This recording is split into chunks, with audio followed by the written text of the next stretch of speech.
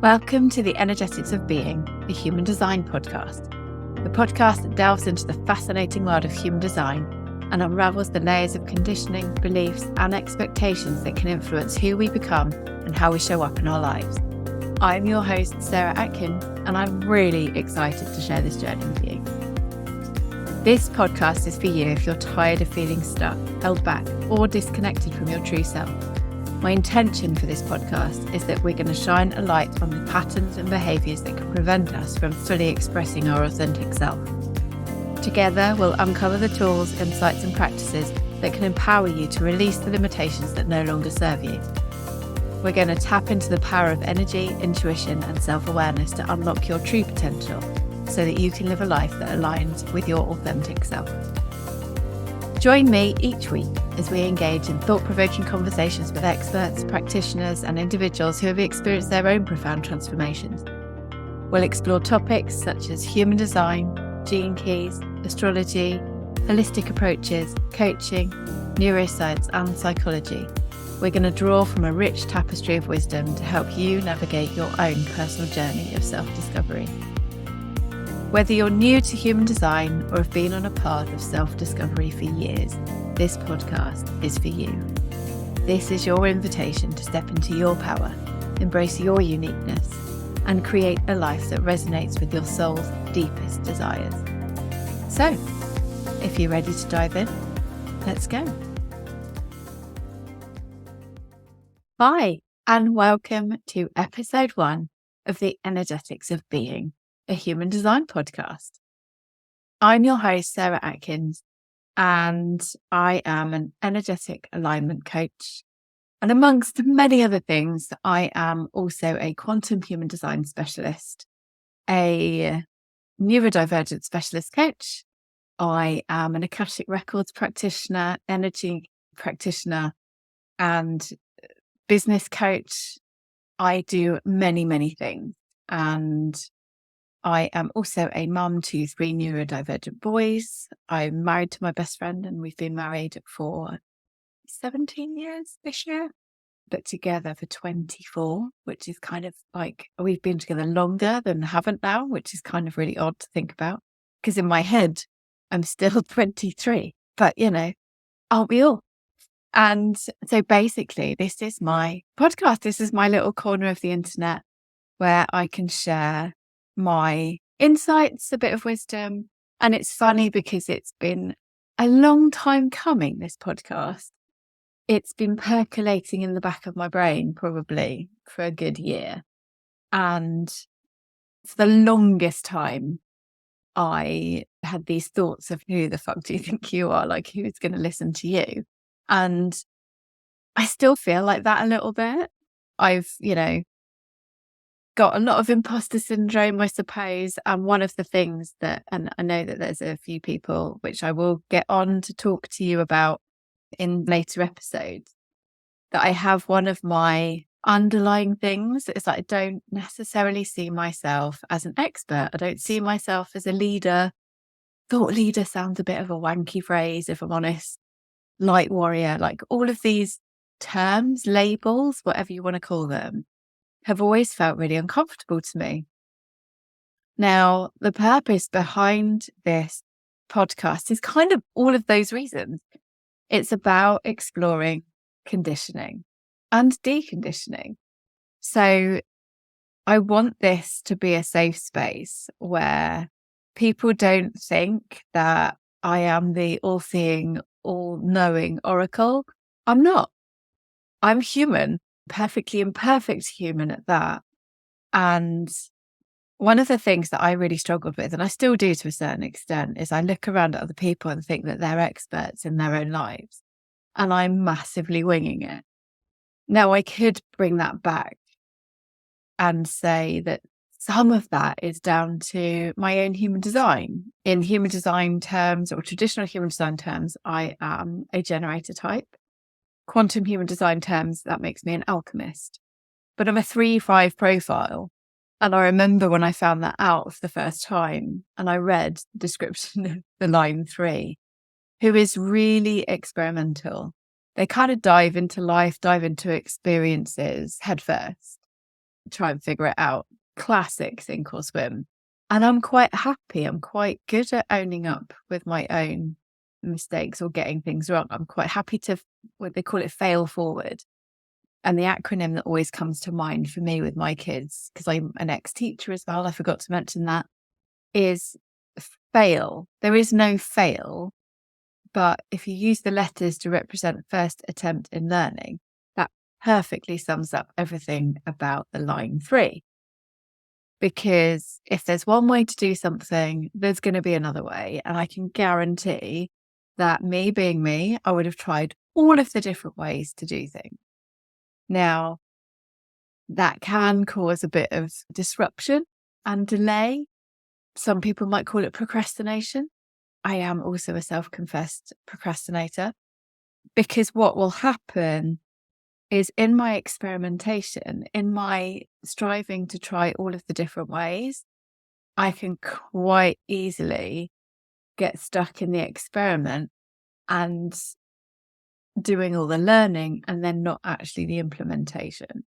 So that's just one of the many layers that is part of my conditioning. Another part of my conditioning is my line 5 aspect, which is this unconscious leader side of myself, which I don't fully identify with, if I'm honest. And it's funny because it's one of those things that other people say that they see in me, but I don't always see that. In my own self-exploration journey, I am so aware, and I think if anybody's in the coaching space, we always refer to it as an onion skin. As you peel back one layer of the onion, another layer will reveal itself. And the thing is here is that every time we think we've smashed it or we've nailed something, we're never quite there. There's always something else. And we never quite fully get to the bottom of necessarily of what's going on. Or the same thoughts or beliefs can come up and present themselves in slightly different ways. Because I am a neuroscience geek. I know how the brain works. I also love positive psychology and psychology in themselves. And the more I've learned about myself, the more I kind of recognize what's going on. I can kind of spot certain thoughts or certain behaviors or certain actions or certain responses that I kind of come up with. And my personal development journey has meant that I've gone off on lots of different tangents to try and approach things in different ways. Now, what I wanted to do with this podcast in particular is talk about all of those different ways. There is no one set way. Nobody has all the answers. And anybody who says they do, they're lying. It's not true. There isn't a one size fits all. There isn't a one quick fix for anything. What I encourage you to do in this podcast is to have an open mind. Some things that we talk about may connect with you, others may not, and that's okay, because we are all unique, we are all individual, which at the core of it is what human design is about. It's what it embraces. It embraces individuality. It is the science of differentiation just by its very nature. It's about focusing on the individual. Yes, we have collective themes that we experience, i.e. when we have a full moon, when certain planets like Mercury is always the really, you see all over the internet, like Mercury retrograde, or technology going awry. But we have these collective themes that occur, and we go through these collective traumas, collective experiences, for example, like the pandemic in 2020. But we all respond in different ways. We all experience them in different ways because we all have our own lenses that we look through. We all have our own responses. And the thing is, in life, in general, we all have our own perspective. One of the questions that I get asked a lot about human design is, if there's a twin or if I've got the same birthday as somebody else that I know, why are we so different? And it's because despite what your birthday says, the software, anybody that can draw up a chart, can only give you an insight into what may be. It's the potential. Anything that we use, any of these modalities that we use, are simply tools. They are conversation openers. Essentially, the work of deconditioning comes down to you, your openness, the connections that you make, the perceptions that you come up with, the resolutions that you work through. It's all unique to you. So, through this podcast, we're going to talk to lots and lots of different people, some of whom I've worked with myself. One of the things that I've found amazing actually in this process of planning out this podcast is the amount of amazing people that I have met and made connections with throughout my own personal development journey, which is funny because, again, I can always pull it back to my human design. I have the channel of connection in my human design, which is the channel of gate 6 and gate 59.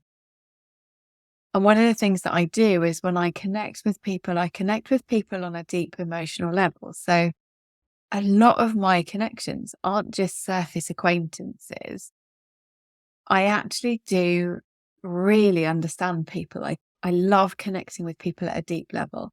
So I'm completely out of my comfort zone in massive rooms of people. I'm not the archetypal party animal. I'm quite introverted, really.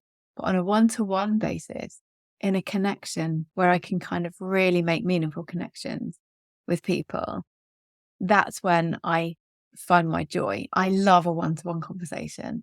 So I'm hoping that you will feel that through this podcast, that you will feel that connection, that I'm speaking to you. And if you're listening to this podcast, first of all, I'd like to say thank you. I really appreciate you connecting with me, for allowing me to be in your ears, and for coming on this journey with me. I feel really honoured that you chose to be here. And I hope that I can return the favour by bringing you some thought-provoking conversations, some things that will make you think differently, possibly, some topics that you may feel a bit uncomfortable with, but my aim is to kind of create a bit of a safe space where you can kind of go on into this. So, full confession, I don't think I would have considered myself necessarily woo, even as recently as 3 years ago. I was much more on the woo side when I was a teenager. I used to be really into astrology. I had everything to do with my astrological star sign, like all the books and stuff. You know, I was a kid growing up in the 80s and 90s. And I even used to get my tarot cards read on a regular basis. But something happened when I went to university and I felt like I needed to kind of grow up, which is a bit sad when I think about it. Maybe I would have been a bit further on in my journey. However, no regret. My journey is how and why I'm here right now. I've kind of found myself going full circle. I've done the grown-up bit. The grown-up bit kind of sucks. Now, what I'm doing is I'm bringing in everything that I have learned from my experimentation with life and kind of bringing all of these things into one space. So just to kind of give you an example, at university, I did textile design. Everything in my life has kind of happened by a series of coincidences. I met my now husband when I was at university. We were both on a break from a relationship that wasn't very good, and we got together because we wanted fun. Neither of us wanted a serious relationship. Turns out we're kind of like soulmates, but we had none of that expectation or that pressure. We didn't want any of that because we'd had that previously, and we'd done that ourselves in past relationships, and it just didn't work with that external pressure and the pressure on the relationship itself. Both of us had experienced some rather unhappy times, but together we just wanted no pressure, just wanted fun. Now, I'm not saying that in 24 years together, it's all been fun. It's not. We've had some proper downers and some really challenging circumstances, but we've navigated them together. And we've come out the other side. We're still here, we're still together, and still happy. We relocated to London in 2002, where we lived for 18 years. And I kind of fell into a career in the corporate fashion industry. So I worked for big name brands, a couple of which actually don't really exist anymore, which is kind of a bit sad, but equally, it is just the way of the world. And I was lucky, fortunate. I kind of fell into this career. I was a garment technologist, and you might have to go and Google that because I didn't know what it was until I started doing it. But I did that for about 15 to 17 years. I had a couple of breaks in between, but a career spanning that amount of time. I was fortunate enough to travel to the most amazing places. I traveled to China, Bangladesh, various different areas in India. I went to Eastern Europe, Italy, Greece, Bulgaria, Fyrom, which is the former Yugoslavian Republic of Macedonia. I've been to so many amazing places, met so many incredible people, many of whom I am still in touch with. If any of my past suppliers are listening, hi, and what a change. What am I doing now? I was responsible for looking at systems, ethical trading, ethical auditing, looking at factories, processes, looking at the rights of the workers and things like that. It's kind of a very kind of social impact driven position, but also the practical stuff of manufacturing. I would do 3D pattern cutting. It was creative and practical. It was a perfect blend of the things that kept me entertained. And there was so much variety in it, it stopped me getting bored. But when I had children, I had my first son back in 2010, I recognised in myself that I couldn't sustain that. I didn't want to be away from him for long periods of time. And I might share a bit more of my journey into that. I probably will do at a later date because parenting has been one of the single most biggest transformational journeys of my life.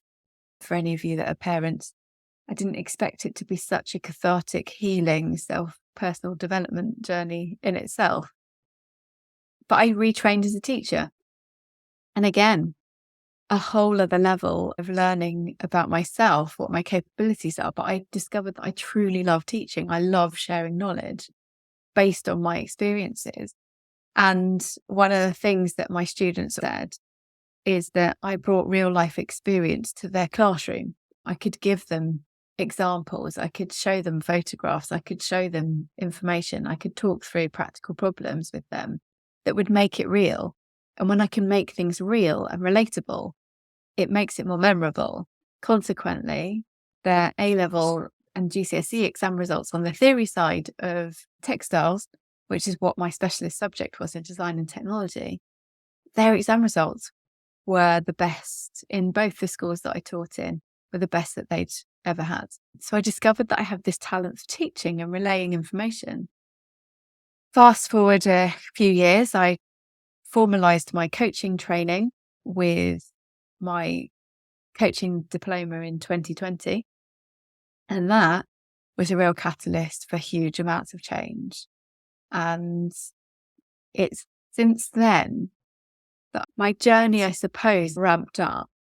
There's much more to my journey, which I will share in later episodes, because this is like a fast forward intro to help you get to know me a little bit better before I bombard you. I warn you now, I'm a bit of an oversharer, but if you're here for those details, then keep listening in.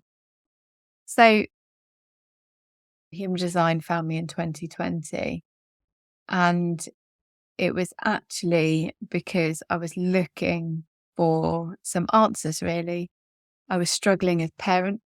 My boys are quite challenging, not in a naughty way. They're not naughty or disruptive or any way, but it was emotional regulation that we were struggling with. And I couldn't understand why they felt so challenged in certain ways. So I was looking at other ways to understand them better, understand them at a deeper level. I did all the reading. That's what I do. I read Highly Sensitive Child. I read The Emotionally Healthy Child. I did so much work on child development, which I'd also done through my teaching qualification as well. I just ramped it up a bit. And human design found me in 2020. And Well, I mean, it's still been a bit of a love-hate relationship with it, but I've now reached a point where I feel good about the way that I use human design. I use it as a tool in my coaching practice. I think you need to be careful about taking it literally. I think it needs to be like any of these modalities, you need to touch them lightly. They are not about putting you into a box. They're about facilitating insight. And it's the same with any kind of personality test, not that human design is a personality test. Just because you get told you're a generator or you're an INFJ or, whatever it is that comes up in DISC. I think I'm an IS person, I think, from memory, because I'm also a DISC practitioner. And it's light touch. Just because it says that that's what you do doesn't necessarily mean that you have to do it in that particular way. We all have choice at the end of the day. So I hope is through this podcast, you will get to discover some of those choices that are available to you. Explore where your conditioning or how your conditioning might be showing up in your life and how we can work through it, peel back the layers and help you to start express yourself in your most authentic way. I hope that's whet your appetite. And I look forward to going on this journey with you. Thank you for joining me on this episode of The Energetics of Being. I hope you found our exploration today both insightful and inspiring. And if you resonated with what you heard today, I invite you to subscribe, rate and review this podcast on your preferred platform, whatever that might be. Your feedback is really invaluable and it helps us to reach even more listeners on their own journey of self-discovery. And remember, the conversation doesn't have to end here. You can connect with me on social media. I'm on Instagram under the handle @sarah.m.atkins, or you can find me on Facebook just as Sarah Atkins. You could even come and join my Facebook group, The Energetics of Being, where you can share your thoughts, questions, or your own personal experiences. I would really love to hear from you and continue our conversation there. I am on a personal mission to bring you thought-provoking conversations and practical insights to help you break free from the conditioning that holds you back, allowing your true self to shine brilliantly. And as we close out this episode, take a moment to reflect on what you've learned today. How can you apply these insights to your own life? What steps can you take to further align with your own authentic self? Thank you again for listening. I really do appreciate you choosing to spend some time with me. And until next time, remember that you are a unique, once-in-a-lifetime expression of the universe. Embrace your individuality, trust your inner wisdom, and keep shining your light brightly. Take care, and we'll catch you in the next episode of The Energetics of Being. Stay curious, stay authentic, and stay true to you.